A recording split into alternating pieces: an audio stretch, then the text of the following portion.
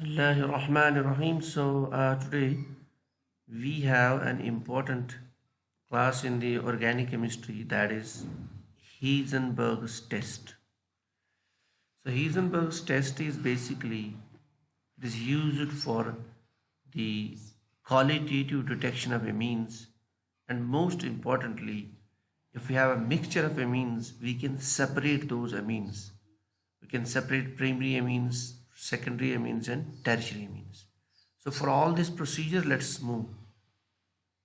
So this is basically our slide. So what I have done here, we have to follow this scheme. So you have a mixture of amines here. Mixture of amines means primary, secondary, and tertiary. 1 degree, 2 degree, and 3 degree. So this is a mixture of amines. So what we have to do in the step number 1, we have to add number 1 benzene sulfonyl chloride. Now, benzene sulfonyl chloride, we should remember the structure. You have a benzene ring here. Then there is SO2. Now this is your SO. Here we have another SO. And this is your Cl here. This is benzene sulfonyl chloride. So you add benzene sulfonyl chloride to this mixture and then also add potassium hydroxide as a base. So when we have added these two, what happens? That is here. Look at this chart. जो आपका primary amine है, your primary amine, this one that reacts with benzene sulfonyl chloride. So this HCl gets removed, hydrogen and this H. So you get this monoalkyl sulfonamide. Now since you added base also, potassium hydroxide, so base will remove this hydrogen atom because this is acidic. So when you remove this, potassium salt comes here. So you have potassium ion comes from here, and this hydrogen combines with the base to form water. So this is potassium salt of N-alkyl sulfonamide. Now since this is a potassium salt and salts are soluble in water, so you will see that it gets soluble. So you have clear solution, number 1. Now what happened to the secondary amine which was present inside? Now that secondary amine that also combines with the benzene sulfonyl chloride. So you have this hydrogen, it combines with H, they will be removed as HCl, so you'll get this compound. Now this doesn't further react with the base. Why? Because we don't have hydrogen atom here. So this compound formed is insoluble. So you will see a precipitate, or you will see cloudiness, you will see darkness. You will not see a clear solution, number 2.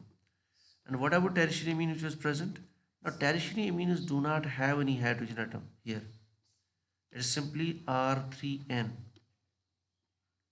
So they do not react with the benzene sulfonyl chloride. So you will see that the nature that they don't react. So this is what happens at this step number 1. Now after that, what we have to add, we have written extracted with the ether. Extracted with ether means, now ये जो आपका mixture है, this mixture, you add to this ether. Ether is a solvent. Use diethyl ether. Okay? So ether, you know those compounds which have O, R and R group. This is your ether compound. So they are solvents. For example, if R is ethyl, diethyl ether. When you add ether to this and then you shake it, you'll see 2 layers are formed. I will show you here just. So you will get basically 2 layers. This is one ether layer and this is your water layer.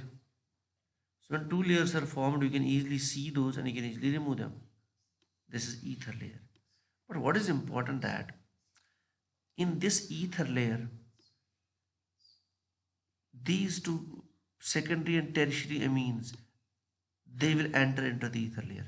Secondary tertiary amine means the insoluble dialkyl sulfonamide will go into the ether layer and also the tertiary amine. So in this layer you have secondary and tertiary. While as in the water layer, the primary amine goes. Primary amine means the salt, this one. So now in this way you have separated secondary, tertiary from primary. Then to this primary amine, this one, we have to convert this, since this is in the form of sulfonide salt, So you have to cut sulfonamide salt, you have to convert back to this amine, so we will hydrolyze. We do acidic hydrolysis. Okay? And while this ether layer, we have to remove secondary from tertiary. So what you do the distillation. And to distill it, when you heat this 3 degree gets easily removed. It gets vaporized. And then you can collect it separately. So now your vessel contains only secondary amine. But secondary amine in the form of dialkyl sulfonamide. Here you can see. So now you can convert this back to secondary amine simply by hydrolysis. So this is the procedure. And you can convert this potassium salt of alkyl sulfonamide into premiamine by the hydrolysis. So what we have to do, treat this compound with HCl, NaCl, HCl, so sodium chloride will get removed, so you get this compound. And this compound will undergo hydrolysis. Hydrolyze means you are adding HCl, you have water there, so it will get converted to this compound. And now this amine is formed, it has acid inside, so in presence of base, it will get converted to primary amine back. So you have recovered primary amine, or you have separated primary amine from that mixture. And in case of this part, 2 degree, which is basically dialkyl sulfonamide, you do acidic hydrolysis, add HCl and water. So what happens, it forms sulfonic acid here, and this amine is removed, but in the form of acidic, it has acidity inside, so you can neutralize this by adding base, and you have secondary amine. So this way we have separated primary, secondary and tertiary amines. So this is the basics of the Hensberg's test, and this is one of the important topics where questions are always asked in the competitive exams and in your exams. So remember, this Hensberg's test is used for qualitative detection as well as the separation of primary, secondary and tertiary amines from the mixture. So this is basically the scheme which I have showed. I will again just discuss it last time. Your mixture of amines, add benzene sulfonide chloride called as Hensberg's reagent and potassium hydroxide. So what happens when you have this, in this case tertiary amine do not react, primary amines form soluble salt, secondary amine is insoluble. So what you do, you extract this with the ether. When you extract the ether, you can separate secondary and tertiary from primary. Now primary amine, which is a salt, you can convert back into the primary amine by acidic hydrolysis and addition of base. Whereas ether layer, you can distill first, the tertiary amine gets removed, and then you have this dialkyl sulfonamide, you can hydrolyze this to convert back it into the secondary amine. So this is all for the day, and you want the notes. So this all what I have discussed, it is in the form of note here, which I have not discussed, but you can use it for the exam purpose.